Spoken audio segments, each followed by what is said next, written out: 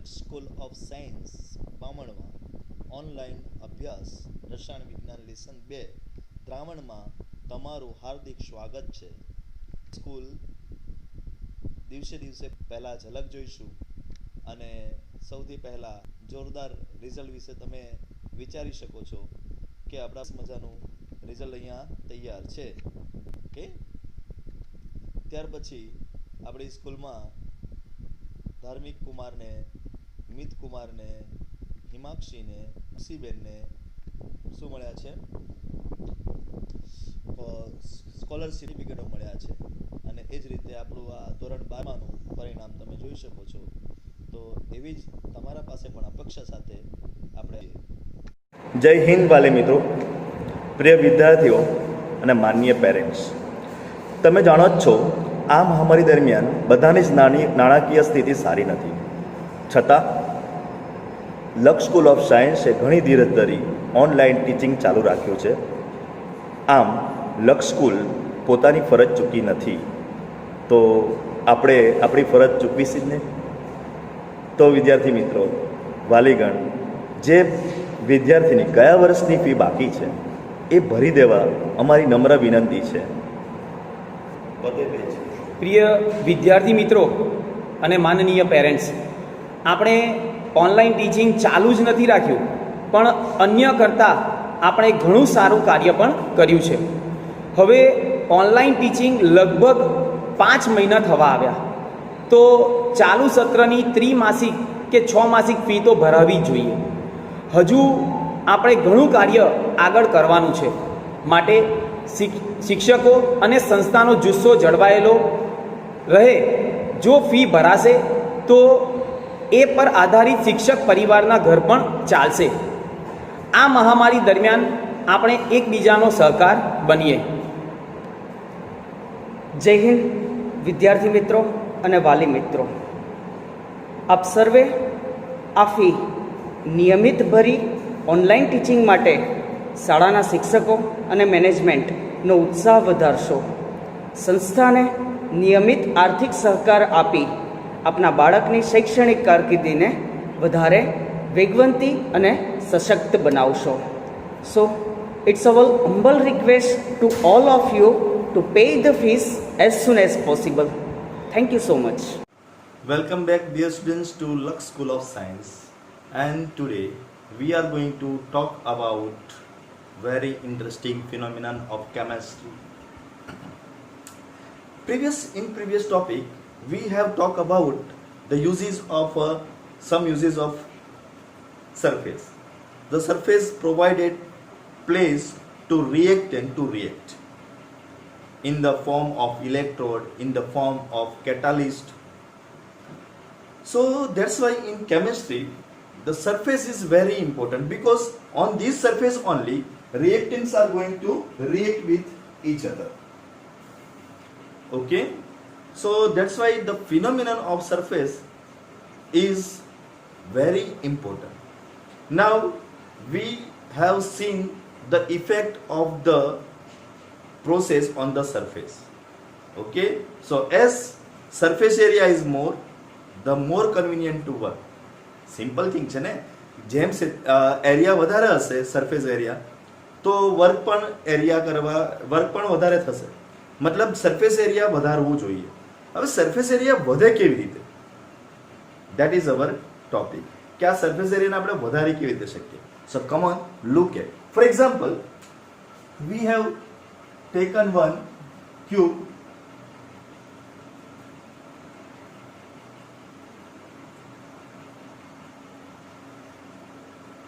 suppose its volume is 1 into 1 into 1, that is 1 centimeter cube.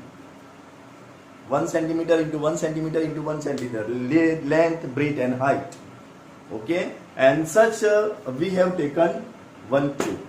હવે આ ક્યુબને આપણે surface તરીકે યુઝ કરીએ તો એની કેટલી સરફેસ યુઝમાં આવશે? આ ફર્સ્ટ સરફેસ, આ સેકન્ડ સરફેસ, થર્ડ સરફેસ આ બાજુ, ફોર્થ સરફેસ, ફિફ્થ ઉપર અને સિક્સ નીચે. ટોટલ 6 સરફેસ આપણને કામ લાગે છે. ઓકે, હવે આ 6 સરફેસમાં આ પણ 1 સેન્ટીમીટર છે, આ પણ 1 સેન્ટીમીટર અને આ પણ 1 સેન્ટીમીટર, આ બધા 1 સેન્ટીમીટર છે. એટલે આનો જે આપણે સરફેસ એરિયા ગણીએ 1 × 1 એટલે 1 સેન્ટીમીટર સ્ક્વેર છે. તો એક આપણા પાસે જે સ્ક્વેર છે એનો એરિયા 1 સેન્ટીમીટર સ્ક્વેર છે. એટલે total we have 6 centimetre square use. એટલે 1/1/1 1 × 1 × 1 to 1 that is 1 centimetre cube નો એક ક્યુબ છે એ આપણને 6 સેન્ટીમીટર સ્ક્વેર જેટલો વર્કિંગ એરિયા પ્રોવાઈડ કરે છે. Good, very good. પણ here something we are losing. આપણે કોઈ ખોટ જાય છે આમાં. What is the lost? તો તમે જોઈ શકો છો કે આનો વચ્ચેનો ભાગ, આ જે આપણા પાસે ક્યુબ છે એનો વચ્ચેનો ભાગ યુઝ નહીં થતો. ફોર એક્ઝામ્પલ, જો આ આપણા પાસે એક બોક્સ છે, બરાબર, આ સરફેસ એરિયા, આ સરફેસ એરિયા, આ સરફેસ એરિયા, આ સરફેસ એરિયા, પણ એના વચ્ચેનો યુઝ ના થાય. એના બદલે મેં એને ફોલ્ડ કરી નાખું. ચલો હવે પહેલા કરતા સરફેસ એરિયા વધી ગયો. આમ હતું ત્યારે ન હતું, એને આપણે ફોલ્ડ કરી નાખીએ. ફોલ્ડ કરી નાખીએ તો એ સરફેસ એરિયા વધી જાય. અથવા બીજું પાર્ટ શું કરી શકીએ, એને કાપી નાખું વચ્ચેથી, તો હવે મારા પાસે સરફેસ એરિયા વધારે વર્ક કરતો થઈ ગયો. ચલો અહીંયા બોર્ડ પર જોઈએ. ફોર એક્ઝામ્પલ, મેં આને અહીંયાથી વચ્ચેથી કાપી નાખું છું. આમ 4 પાર્ટ ઉપર કરી નાખું, 4 પાર્ટ અહીંયા કરી નાખું, 4 પાર્ટ અહીંયા કરી નાખું. તો ટોટલ મને આવા નાના ક્યુબ બની જશે. આવા આ ઉપર આ દેખાય ને એવા મને નાના ક્યુબ બની જશે. નાઉ યુ હેવ ટુ કેલ્ક્યુલેટ આવા નાના ક્યુબ મને કેટલા મળશે. આવા 1 2 3 4 તે જ પ્રમાણે 5 6 7 8 તો મને નાના 8 ક્યુબ મળશે. ઓકે, હવે આ એક ક્યુબ ને પણ 1 2 3 4 5 6 5 અને 6 એને પણ કેટલી સરફેસ છે 6.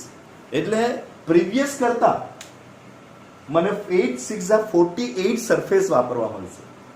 આમાં મને કેટલી સરફેસ વાપરવા મળતી હતી 6 જ, પણ એને મેં કાપીને નાના નાના ભાગ કરી નાખ્યા. તો હવે મારા પાસે ટોટલ સરફેસ કેટલી થઈ ગઈ. આવા 8 બોક્સ બન્યા. એક બોક્સને કેટલા 6 સરફેસ હોય. So that's why I have total 48 surface now. હવે તમારા મનમાં ક્વેશ્ચન થાય કે સર પણ આ તો મોટા હતા ને આ તો નાના થઈ ગયા. નાના કેટલા થઈ ગયા? તો આનાથી હાફ થઈ ગયા. જો આપણે હાફ હાફ કર્યું છે એટલે હાફ થઈ ગયા. તો હાફનો આપણે સ્ક્વેર કરી નાખીએ. બરાબર, અહીંયા તો સ્ક્વેર છે, અહીંયા સ્ક્વેર જ લેવાનું ને સેન્ટીમીટર, એટલે એનો હવે સાઈઝ 0.5 થઈ ગઈ એટલે કે હાફ થઈ ગઈ. તો હાફનો સ્ક્વેર કરીએ તો 8 6 48 48 ડિવાઇડેડ બાય 4 12. તો પહેલા કરતા પણ મને કેટલી ડબલ 6 સેન્ટીમીટર સ્ક્વેર હતી પહેલા. હવે હું વાપરી શકું છું 12 centimetre square. You got the idea? ચલો આના પર ભાગ કરી નાખીએ. હવે આના પણ ભાગ કરી નાખીએ એટલે હવે આ બીજા નાના 8 ભાગમાં મને મળી ગયા. ટોટલ એનાથી નાના 8 મળી ગયા. આ 8 ના ભાગ કરવાના છે નાના, એટલે 8 તો આવવાનો જ છે. પાછું દરેકને 6. હવે આ કેટલા થઈ ગયા હશે 1/4. આ કેટલા થઈ ગયા હશે 1/4 અને તેનો સ્ક્વેર કરવાનો થશે. ચલો હવે આનું કેલ્ક્યુલેશન કરો. તો આનું કેલ્ક્યુલેશનમાં તમને મળશે 24 સેન્ટીમીટર સ્ક્વેર. અહીંયા 1/4 લખી દઈએ. 4 2 4 2 6 4 24 સેન્ટીમીટર ક્યુબ. મતલબ આપણે એને નાના કરતા જઈશું, નાના કરતા જઈશું, નાના કરતા જઈશું, નાના કરતા જઈશું. તો એક સમય એવો આવશે કે આ નંબર વધતા જશે. 24 સેન્ટીમીટર સ્ક્વેર પછી 48 ના 9 કેટલા થશે 96 થશે. 96 ના ડબલ થતા જશે. ઓકે 182 આમ 1 વધ્યા જ કરશે. ઓકે, તો આપણે નાના ભાગ કેટલા કરી શકીએ. નાઉ ધીસ ઇઝ ધ ક્વેશ્ચન કે નાનું કરતા ક્યાં સુધી જવાનું. સો એક કેટેગરી એવી આવે છે કે that range between 10⁻⁻6 to 10⁻⁻ metre. કયા રેન્જમાં આપણે એને નાના કરી નાખવાના છે? એટલા બધા નાના કરવાના છે કે 10⁻⁻6 to 10⁻⁹ મીટર જેટલા થઈ જાય. એ ક્યારે પોસિબલ છે? તો આ પોસિબલ છે કે જ્યારે આ 1 સેન્ટીમીટર ક્યુબ છે એને આપણે 10⁻12 પાર્ટ્સ ટાઈમ નાનો કરી નાખીએ. કેટલા પાર્ટ્સમાં ડિવાઈડ કરીએ? 10⁻12 પાર્ટમાં ડિવાઈડ કરીએ ત્યારે એની રેન્જ કેટલી આવશે? 10⁻6 to 10⁻9 મીટર ક્યુબ ચાલુ આ બરાબર, એટલે 10⁻3 લેવું પડશે. એટલે આના ટોટલ 10⁻12 પાર્ટ કરીએ ને આપણે આ એકના, તો શું સમજી જાઓ કે અહીંયા 1 સેન્ટીમીટર છે, 10⁻12 એટલે 10⁻12 થઈ ગયું ને. Okay, you got this idea? તમને ખબર પડે અહીંયા 10 સેન્ટીમીટરમાં જવાનું છે એટલે 10⁻3 લેવું પડશે, એટલે 10⁻9 જે આપણી આ રેન્જ આવે છે. ઓકે, સો ધેટ્સ વાય કેટલા ટોટલ પાર્ટ્સ કરવા જોઈએ મારે? 10⁻12 પાર્ટ જેટલા કરવા જોઈએ. હવે 10⁻12 પાર્ટ કરવામાં આપણે ગણીએ આવી રીતે કેલ્ક્યુલેશન કરીએ. આ આપણે 8 પાર્ટ કરેલા, હવે 10⁻12 મલ્ટીપ્લાય બાય 6 અને ટોટલ ડિવાઇડેડ બાય 1 કેટલા થઈ જશે? નિયર બાય 8 જેવા થઈ જશે. એટલે આને આપણે કટ કરીએ તો ટોટલ 60,000 આન્સર આવે. કેટલો આન્સર આવે છે? 60,000. તો નાવ if we will divide them into 10⁻12 part, we will use 60,000 centimeter square, that is 60 meter square, 6 meter square. એટલે સમજો 1 સેન્ટીમીટર નો ક્યુબ, 1 સેન્ટીમીટર ક્યુબ વાળો cube providing you 6 meter square of such much big surface.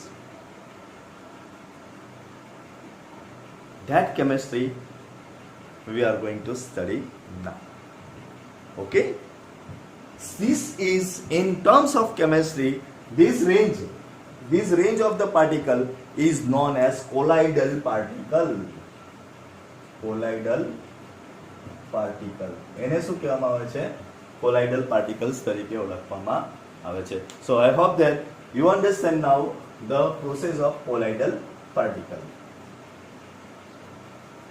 So before to study colloidal particles, I also would like to give you some further knowledge, because once you understand this thing, then you will develop the interest in chemistry and then only you can research something. So that's why this is the important thing to understand. Okay, chalo, now we are going to talk about solution. આપણે એક solution લીધું છે. આ સોલ્યુશનમાં suppose કે આ સોલ્યુટ add કરેલા છે. these are the solute and this is the solvent, and entire thing is known as solution. That is our knowledge. આખી વસ્તુને આપણે સોલ્યુશન કહીએ છીએ. Okay, entire thing is known as solution. So now what two important study? Okay, આ સોલ્યુટ છે, એ સોલ્યુટ અંદર જાય છે. આ સોલ્યુટની સાઇઝ આપણે કોલાઇડલ પાર્ટિકલની લઈએ. સપોઝ કે આની સાઇઝ 10⁻6 to 10⁻9 છે. આ એક રેન્જ છે. ઓકે, એનો મતલબ એવો થયો કે વી હેવ અનધર 3 કેટેગરી. બીજી પણ કેટેગરી મળશે. કઈ બીજી કેટેગરી?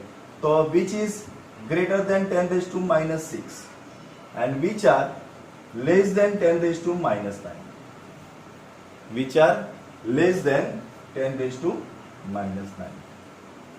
તો એકમાં આપણને ગ્રેટર ધેન કેટેગરી મળે છે 10⁻6. 6 થી કેવા હોય? મોટા હોય. અને બીજા 10⁻9 થી નાના હોય. Okay, so this two category. અને ત્રીજા હોય છે 10⁻6 to 10⁻9. Dear students, these are known as, interestingly, 10⁻9 થી નાના જે પાર્ટિકલ હશે that is known as true solution. એને નામ શું આપવામાં આવશે? true solution. જેની રેન્જ, સોલ્યુટની રેન્જ, જેમાં આ સોલ્યુટની રેન્જની વાત કરું છું, સોલ્યુટની રેન્જ છે, જેમાં સોલ્યુટની રેન્જ 10⁻6 to 10⁻9 હોય, these are known as colloidal particles, colloidal solution. અને જેમાં 10⁻6 થી વધારે હોય, that is known as suspension solution. So this is solution only, but according to the size of solute, they can divide it into three category.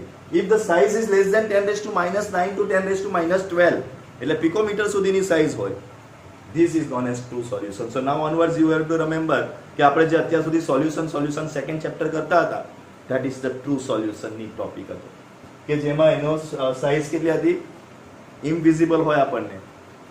Sodium particle, sodium chloride આપણે લાખીએ એમાં, તો sodium ક્લોરાઇડને હલાવીએ તો તે જે સોડિયમ છે એ દેખાતા નથી, chlorine દેખાતા નથી, because they are 10 raised to minus 9. They very minute, દેખાતા નથી.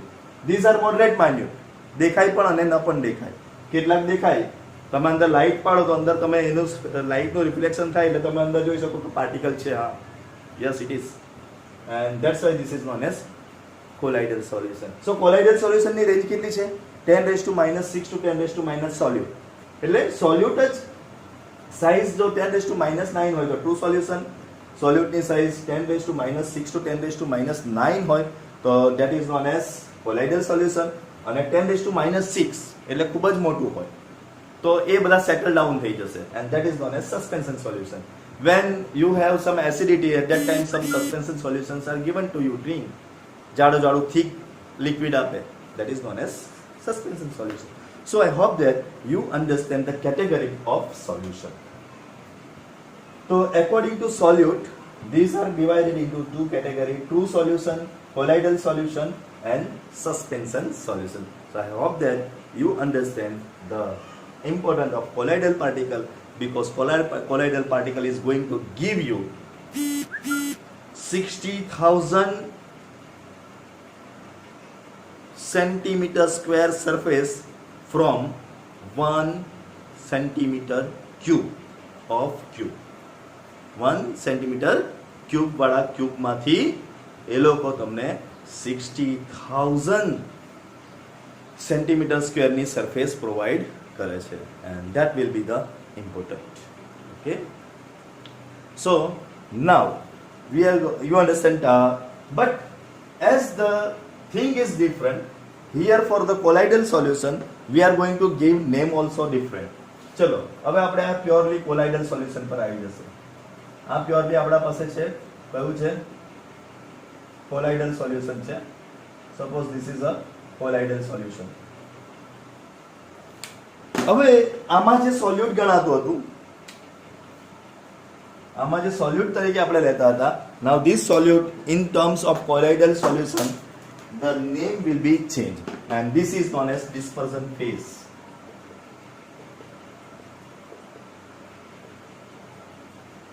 તો હવે આપણે સોલ્યુટનું નામ શું બદલી નાખવાનું છે? ડિસ્પર્ઝન ફેઝ કરી નાખવાનું છે. ઓકે, અને સોલ્વન્ટનું નામ હવેથી શું થઈ જશે? આ જે સોલ્વન્ટ છે એ સોલ્વન્ટનું નામ છે હવે ડિસ્પર્ઝન મીડિયમ. તો એક છે ડિસ્પર્ઝન phase and dispersion medium, and according to that definition of colloidal particle, colloidal solution is made in this format. Okay, the solution in which we used to speak as a dispersion phase is together with the dispersion medium. One phase is one part which is known as dispersion phase is mixed with the another part which is known as dispersion medium. Such together solution is known as colloidal solution. તો આ dispersion phase અને dispersion medium પરથી આપણને એની definition મળે છે. So I hope that you understand this. Now we are going to make the type of the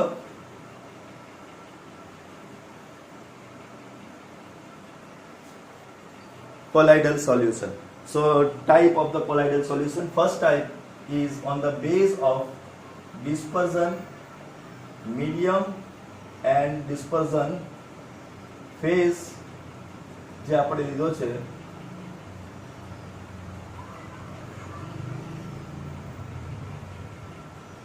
એના state પરથી.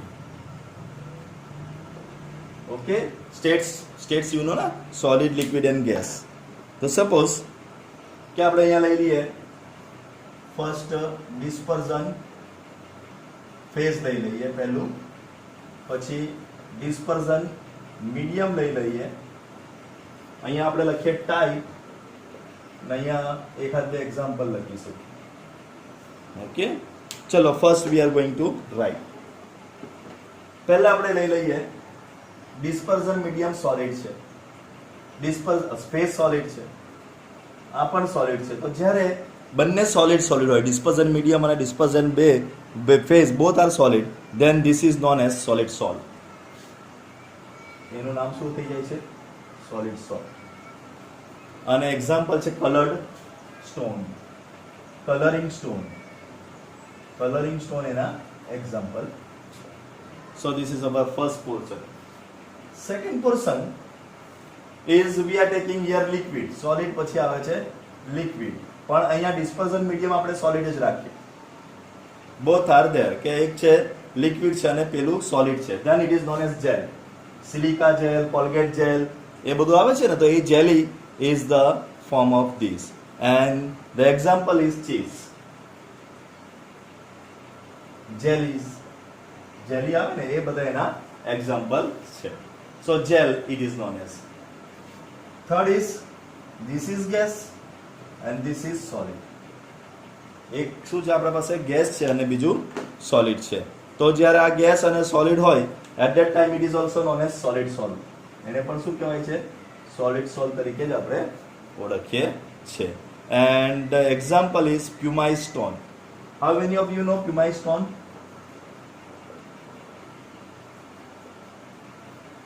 પગને ઘસવા માટે, પગ ઉપર પેલી ચામડી આવી જાય એના ઘસવા માટે નહાતી વખતે જે પથ્થર વપરાય છે ને, that stone is known as pumice stone.